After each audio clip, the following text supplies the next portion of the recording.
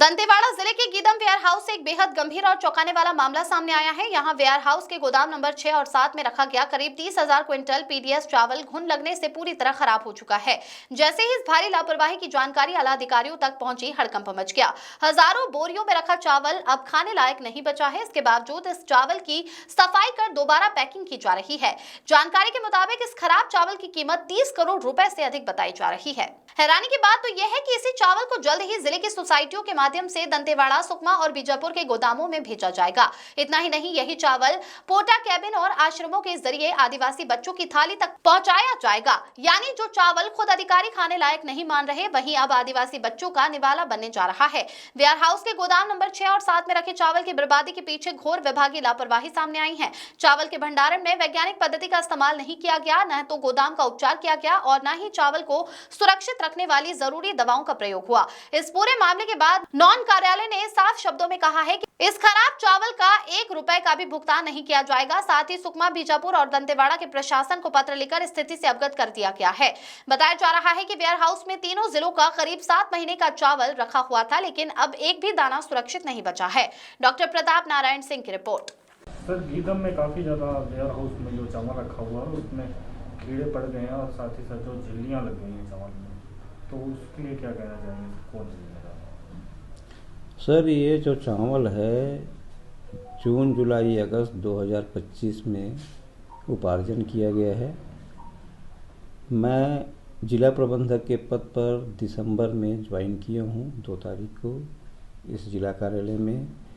14 और 16 के भ्रमण के दौरान मुझे जानकारी मिली और मैंने अपनी आंखों से देखा कि 6 और 7 गोदाम में काफ़ी सारे स्टेक में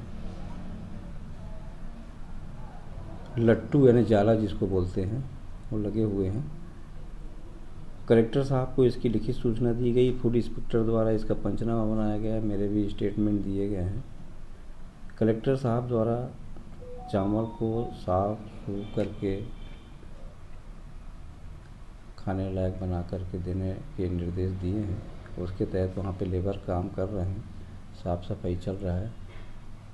बिना साफ सफाई किए वहाँ से एक दाना चावल पब्लिक को नहीं भेजा जाएगा।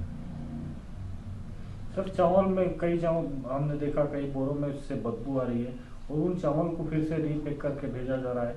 क्या ये जो जनता है उनके लिए उनके स्वास्थ्य के लिए ठीक होगा?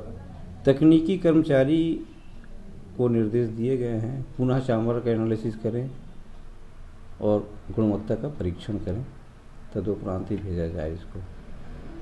सर, इस गोदाम से चावल अन्य जिलों में भी गया था जहाँ से चावल की वापसी हुई है, या तो फिर आगे से चावल की जो सप्लाई है उस पर रोक लगाई गई है?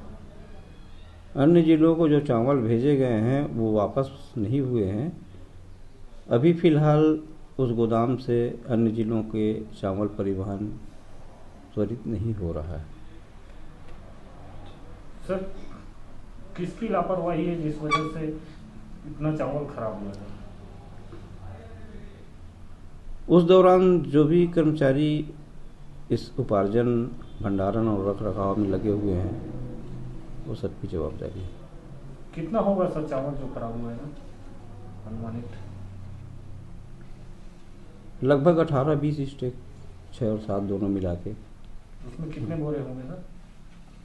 अब एक स्टेक में 3480 बोरे होते हैं, तो इंटू 18